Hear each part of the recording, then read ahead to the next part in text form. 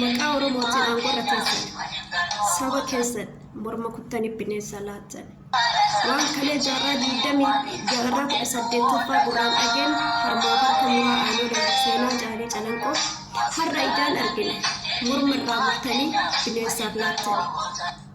maqaaf Oromootiin jettanii Oromummaa himattani isinuu bineensa maal dubbannaree miti aangoo taa'uun faayidaa hin qabu. Inni bukan saba kunci bakal dari tadi. Aku cabrobo babru maaf gidra nuga ya kakalesa tu amar nuga kecil. Badadin aja cuma kaji ceritanya. Isembara ele dino warawayan yang gudu sana. Igal man Oromo akami titarat. Lafe isani ceritani mak dari sana. Waan kalee keessa iftanii qabsoo kanarra isbaatan akkamiin dagattanii lubbuu ta'e qaalii itti wareegnee dhiiga keenya dhiigaan dhangalaafnee ayyuuf beekaatti dhallee qacallee qabsaa'ota dhaloota lafaa dhufaa kumootamaan itti wareegnee ilma abbaa gadaatti jennee harka siif rukunnee 4 kiiloo seensife gaafa achi seente siidaa miniilikii ijaarte warra kalee harmaaf harka nu jire wae ani jalan ko hudu dagatte sonia hafuti ko harda maluti de to burma ke no mutte bine sawan nacho kuni sifu sako ko sifu sabe maka Oromo tinunyati nadara maka Oromo tinunyati nadara lammin ke bi alati tille dararamacha motumma ko ne jana magada hingam motumma matani satu algala osoo mootummaa ta'e nuuf dhiiga nuuf fiiga osoo dhiiga Oromummaa qabaate nuuf dhiiga nuuf fiiga Oromummaa maqaa miti dhiiga lafeeti Abiyyi Ahmedii dhaabbadhu ilmaan Oromoo ajjeesuudha istooppi kiliiniin godhamuufiidha maqaa Oromootiin aangoo teessan saba keessan morma kuttanii bineensa laatan waan kalee jaarraa 18ffaa gurraan dhageen harmaa harka muraa aanolee seenaa caalii calanqoo har'a ijaan argine morma irraa murtanii bineensaaf laatan maqaaf Oromootiin jettanii Oromummaa himattani isinuu bineensa maal dubbannaree miti aangoo taa'uun faayidaa hin qabu inni bukan saba kunci bakal dari tadi. Aku cabrobo babru maaf gidra nuga ya kakalesa tu amar nuga kecil. Badadin aja cuma kaji ceritanya. Isembara ele dino warawayan yang gudu sana. Igal man Oromo akami titarat. Lafe isani ceritani mak dari sana. Waan kalee keessa iftanii qabsoo kanarra isbaatan akkamiin dagattanii lubbuu ta'e qaalii itti wareegnee dhiiga keenya dhiigaan dhangalaafnee ayyuuf beekaatti dhallee qacallee qabsaa'ota dhaloota lafaa dhufaa kumootamaan itti wareegnee ilma abbaa gadaatti jennee harka siif rukunnee 4 kiiloo seensife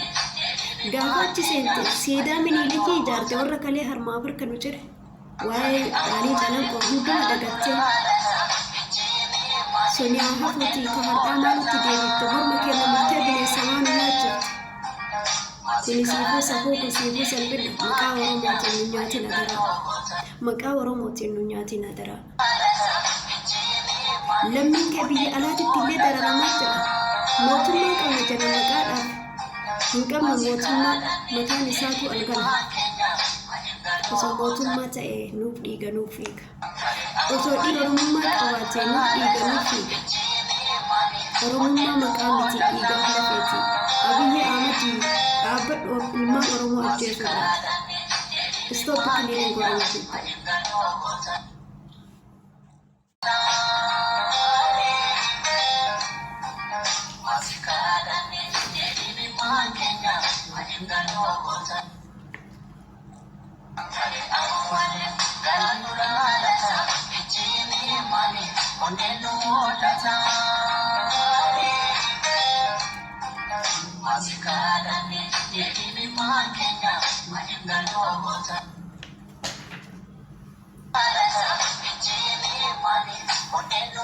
Assalamualaikum warahmatullahi wabarakatuh.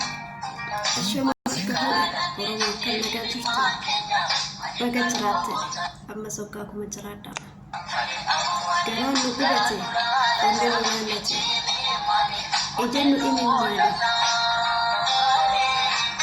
cinaacha nu dhukkube madaa hin fayyine bideessa hadhalee dabaree nutti tare jabaa ulamni tiyya harka qabu filmadhu biyya kee gaafa asirratti Abiy Ahmed yoo kabajaa kaleessa ilmaan Oromoodhaan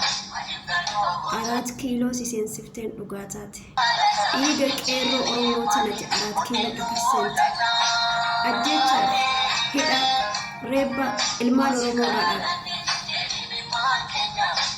ni gaafan kaleessaatu roorroo fi gidira darara kan kaleessaatu ni ga'a hidhamee jira reebamee jira duunee jira biyya baqannee jira kan kaleessaatu ni ga'a aangoota isee qofa ilaalina cunqursaa fi cuuccaa kalee Oromoon keessa darbe ilaala waan jaarraa 18 keessa ta'e nuti dhaloonni amma dhagaatu har'a ija keenyaan arginee jira ilma namaa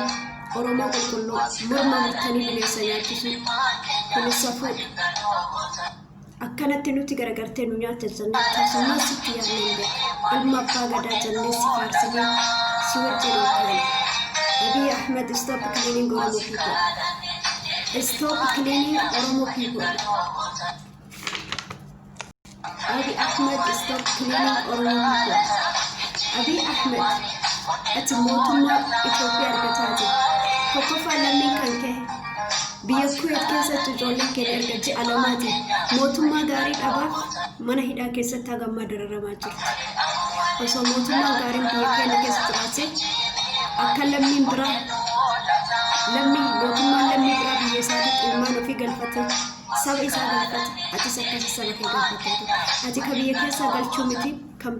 biyya alaa galchuu miti ka biyya keessaa galfataa jirti Abiy Ahmed karaa kun sin baasu maqaa Oromootiin Oromoo